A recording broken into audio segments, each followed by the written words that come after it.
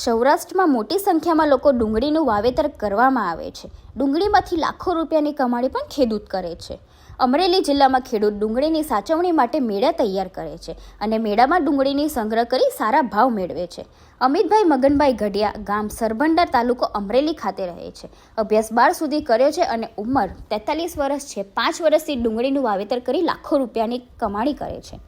અમિતભાઈએ જણાવ્યું કે પોતાની પાસે 25 વીઘા જમીન છે અને 100 વીઘા જમીન ફાર્મ ઉપર રાખવામાં આવે છે. છેલ્લા 5 વર્ષથી ડુંગળીનું વાવેતર કરવામાં આવે છે. ડુંગળીનું વાવેતર કરનાર ખેડૂત પાસે સ્ટોરેજ હોવું જરૂરી છે. ડુંગળીનો પાક પરિપક્વ થતા સમયે ડુંગળીનો 20 કિલોનો ભાવ 150 રૂપિયાથી 200 રૂપિયા હોય છે અને 80% ભાવ ઓછા હોય છે.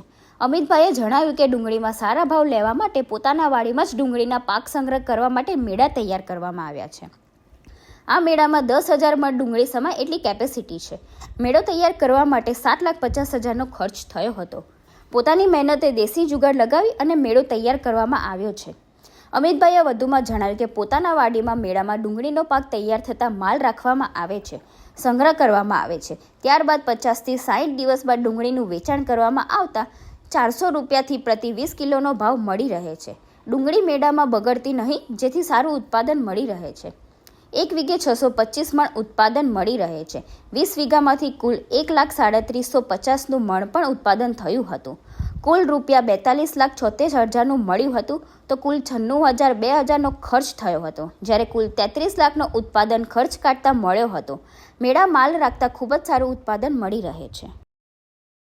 મારું નામ અમિતભાઈ મગનભાઈ ગઢિયા, ગામ સરભંડા, તાલુકો જિલ્લો અમરેલી.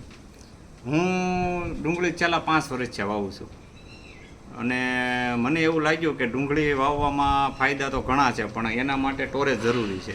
સ્ટોરેજ એટલા માટે કે જે તે સમયે તમે ડુંગળીનો પાક પડે ત્યારે હકીકતમાં ભાવ 80% હોતા નથી એમ, અને ખેડૂત ત્યારે જ માર્કેટમાં માલ સંગ્રહના હિસાબે ન સંગ્રહ કરવાની શક્તિ હોય એટલા માટે એ માલ માર્કેટમાં આપી દે છે.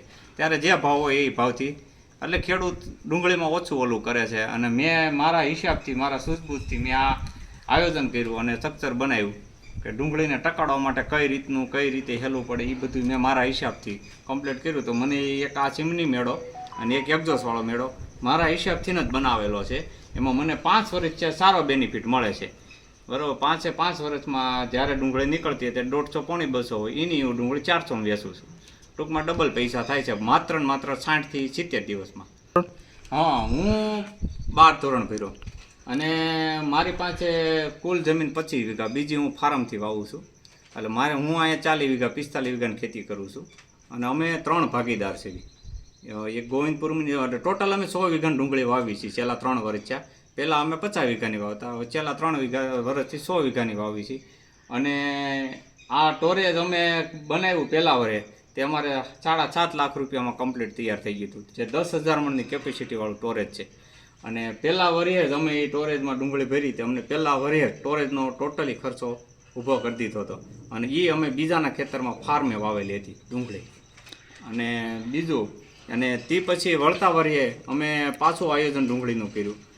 આમાં ન અમે એટલા માટે અમારી બીજી પડતર જગ્યા હતી, એમાં અમે એક્ઝોસ્ટથી કઈ રીતનું હવાનું સર્ક્યુલેશન થાય એ અમારી બુદ્ધિ મારી અને ટૂંકમાં એ સ્ટ્રક્ચર આખું ઊભું કર્યું હતું. એમાંય સરસ અમને ટૂંકમાં વાંધો નથી એમ. અમારા મેળા હોય 100% સક્સેસ કહેવાય એમ, કે કોઈ પણ જાતનો પ્રોબ્લેમ નહીં, ડુંગળી બગડતી નથી. અને અમને સારા 5 વર્ષમાં અમને એવું નથી કે નો ભાવ હોય ડુંગળી વેચી નાખવી પડી એમ. બરાબર. હવે મારી પાસે ટોટલ 25 વીઘા જમીન, 25 વીઘામાંથી હું 21 વીઘાનું 22 વીઘાનું જ વાવેતર થાય છે.